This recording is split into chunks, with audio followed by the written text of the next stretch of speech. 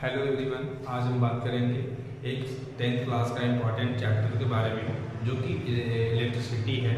Electricity, जैसा कि आप सब जानते हैं कि इलेक्ट्रिसिटी एक वाइटल रोल प्ले करती है हमारे डेली लाइफ में। जैसे कि जितने भी अप्लाइंसेस हैं हमारे घर हाउस होल्ड में जो यूज होते हैं, फ्रिज, कूलर, टीवी इत्यादि, फैंस, एसी, जितने भी अप्लाइंसेस होते हैं, लगभग सारे अप्लाइंसेस किस पे बेस्ड होते हैं, किस पे रन करते हैं, किस पे वर्क करते हैं, तो सारे इलेक्ट्रिसिटी पे वर्क करते हैं।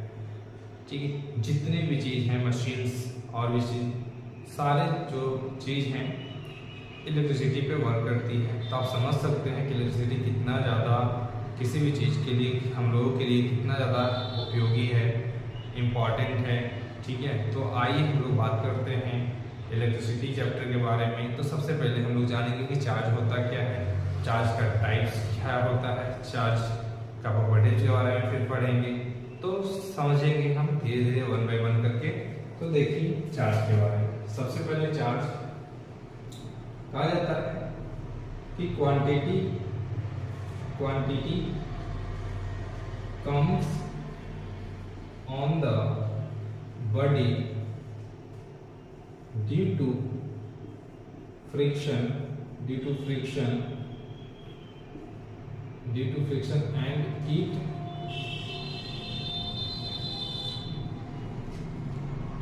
experience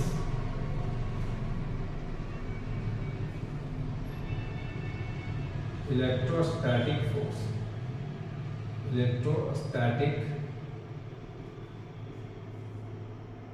force is called charge. ठीक है, ये चार्ज के बारे में आपको पता होगा। टाइप्स ऑफ चार्ज जो होता है, आइदर भी नेगेटिव चार्जेस जो होता है, एक पॉजिटिव होता है और दूसरा क्या होता है, नेगेटिव होता है। ठीक है, तो दो तरह के चार्ज होता है, एक पॉजिटिव होता है, एक नेगेटिव। चार्जेस कितने होंगे, दो तरह देखा जाता है कि इसका चार्ज जो है, चार्ज कि यहाँ पे अपने पता समझना है कि करंट कोई भी quantity comes on the body due to friction and it experience electrostatic force, उसी को हम लोग चार्ज करते हैं। जैसे कोई भी क्वांटिटी, कोई बॉडी को, कोई भी सरफेस को अगर आप फ्रिक्शन करते हैं, रबिंग करते हैं, तो वहाँ पे चार्ज एक्वायर होता है।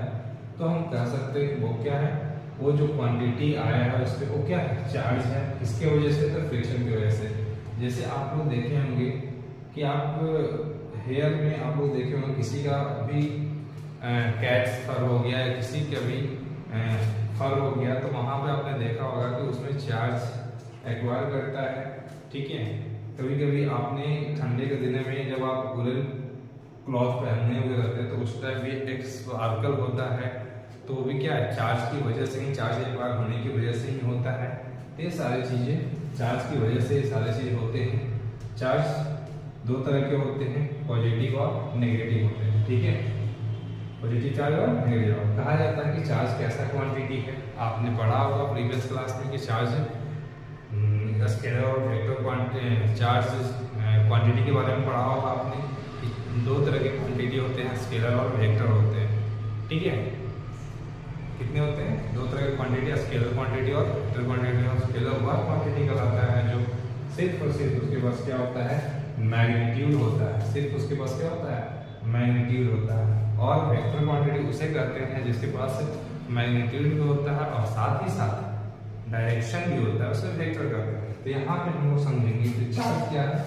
तो हालांकि यहाँ पे चार्ज के बारे में ज़्यादा डिटेल नहीं है कि क्वांटिटी के बारे में लेकर यहाँ पे, लेकिन चार्ज को जितने भी इलेक्ट्रिसिटी में टर्म है सारे जो है स्केलर माना गया है।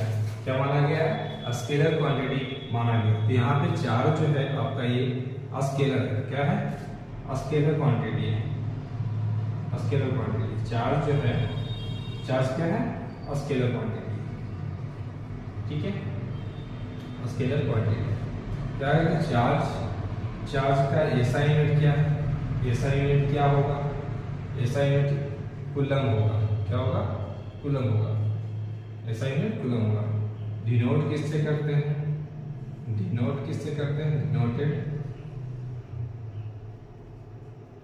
डिनोटेड भाई किससे करते हैं चार्ज को डिनोट? क्यू से या स्मॉल क्यू से भी डिनोट कर सकते हैं, ये चार्ज को डिनोट करते हैं। अब यहाँ पर समझेंगे कि चार्ज स्केलर क्वांटिटी, क्यों लगता तो ये भी क्या है, ये स्केलर क्वांटिटी, क्योंकि हमें पता है इसलिए कि ये चार्ज जो है हमारा वेक्टर रूल्स को फॉलो नहीं करता है, इसलिए ये स्केलर कैटेगरी में इसको रखा गया है। वेक्टर रूल्स को फॉलो नहीं करता है, ठीक है। स्टैंडर्ड लॉ ऑफ सम जो होता है ना, उसका फॉलो नहीं करता है वेक्टर में, तो इसी वजह से हम लोग इसको क्या करते हैं, स्केलर क्वांटिटी करते हैं, ठीक है। ज़्यादा डिटेल में इसके बारे में नहीं जानना है अभी यहाँ पे क्वांटिटी के बारे में, ठीक है। तो यहाँ पे सिर्फ ये समझेंगे कि यह चार्ज कैसा क्वांटिटी है, स्केलर क्वांटिटी है। ऐसे में क्या है, सब बोलो मैं डिनोट किससे करते हैं, क्यू से करते हैं। अब चार्ज कैसा हो सकता है, पॉजिटिव भी हो सकता है, नेगेटिव भी हो सकता है, और कैसा होगा, जीरो भी हो सकता है। चार्ज जीरो, ये तीनों टर्म हो सकता है, ठीक है। चार्ज में भी नेगेटिव, पॉजिटिव और जीरो, ठीक है। आइए अब इसके बाद हम लोग बात करते हैं, जैसे ये तो आप समझ गए, इसका एक लार्जेस्ट यूनिट भी होता है, लार्जेस्ट यूनिट होता है चार्ज का, जो कि फराड होता है। क्या होता है, फराड, जिसको फराड बोलते हैं। जहाँ पे बोला गया है कि 1 फराड इक्वल टू, देखा जाता है कि 96500 कूलम होता है, ये 1 फराड इक्वल टू, ठीक है। ये आपका है यहाँ पे 1 फराड इक्वल टू कितना, 96500 कूलम, ठीक है। ये चीज। अब हम लोग बात करेंगे प्रॉपर्टीज के बारे में कि प्रॉपर्टीज क्या होता है।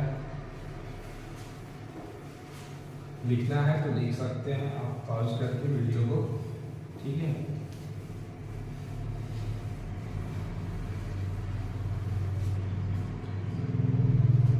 प्रॉपर्टीज के बारे में,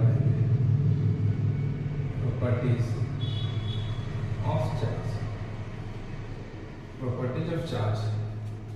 पहला जो प्रॉपर्टीज होता है, कंजर्वेशन ऑफ चार्ज।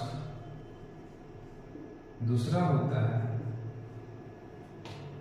तो सबसे पहले हम लोग कंजर्वेशन ऑफ चार्ज को समझेंगे। कहा जाता है कि चार्ज को हम लोग ना ही क्रिएट कर सकते हैं, ना ही डिस्ट्रॉय कर सकते हैं, ठीक है। तो इसलिए ये क्या है, ये रिमेंस कांस्टेंट होता है। रिमेंस क्या होता है, कांस्टेंट होता है, ठीक है। Charge it may be transfer one body to another body, इसलिए इसको कहा गया कि ये चार्ज हमेशा क्या होता है, कंजर्व होता है किसी भी बॉडी में, किसी भी जगह पे क्या होता है, कंजर्व होता है। इसी बोला गया है कि charge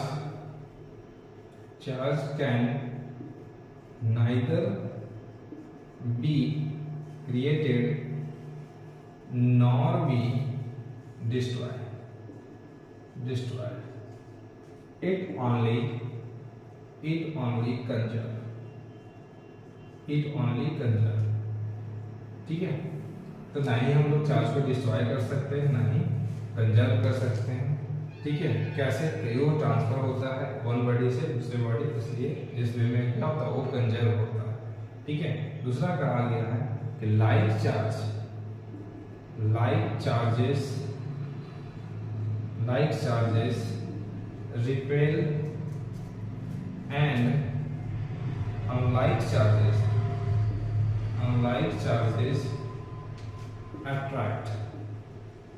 attract to each other। कहा जाता है कि लाइक चार्ज जो होती है, लाइक चार्ज क्या होता है कि इसको लाइक चार्ज जो सेम टाइप का चार्ज जो होता है, जैसे पॉजिटिव है तो पॉजिटिव होगा, नेगेटिव है तो नेगेटिव होगा। तो ये सेम टाइप का चार्ज को हम लोग लाइक चार्जेस करते हैं। और डिफरेंट जब पॉजिटिव है नेगेटिव, ये डिफरेंट जब चार्ज होती है तो इसको अनलाइक बोलते हैं। डिफरेंट चार्ज को अनलाइक चार्जेस के नाम से जानते हैं। यहाँ पे वही बोल रहा है कि जब सेम चार्ज होगा, मान लिया जाए चार्ज अगर यहाँ पे प्लस प्लस होगा, तो ये आपस में क्या होगा, रिपल्सन क्रिएट करेगा। क्या होगा, रिपेल करेगा। क्या करेगा, रिपेल करेगा, ठीक है। तो ये आपस में एक दूसरे से दूर भागेगा, ये आपस में चिपकेगा नहीं। यहाँ पर बोला गया अगर ये क्या है, ये दोनों जो है ये लाइक चार्जेस का है, लाइक चार्जेस। अनलाइक चार्जेस का, unlike charges, unlike charge different charges हो सकता है, यहाँ पे प्लस प्लस भी हो सकता है, यहाँ पे माइनस माइनस भी हो सकता है। इस केस में भी क्या होगा, ये एक दूसरे से रिपेयर करेगा, क्या करेगा, रिपेयर करेगा। यहाँ पे बोला गया कि एक माइनस है प्लस है, तो यहाँ पे इस केस में क्या होगा, ये एक दूसरे के करीब आएगा, ठीक है। जैसे यहाँ पे अट्रैक्शन होगा, क्या होगा, अट्रैक्शन होगा, ठीक है। आई होप ये समझ में आ रहा होगा आपको, ठीक है। तो आप इसको नोट कर सकते हैं। आगे मैं बढ़ूं, इसके बाद आपका अगला प्रॉपर्टीज है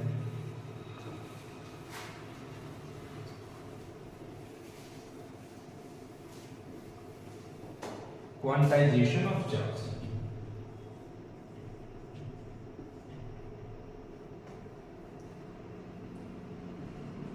quantization of charge, quantization of charge. Quantization of charge क्या होता है, कहा गया है कि इंटीग्रल मल्टीप्लिकेशन होता है टोटल चार्ज का, ठीक है। Integral multiplication of unit charge, total charge जो होता है, जैसे मान लीजिए आप लिखें total charge of the body is integral multiplication of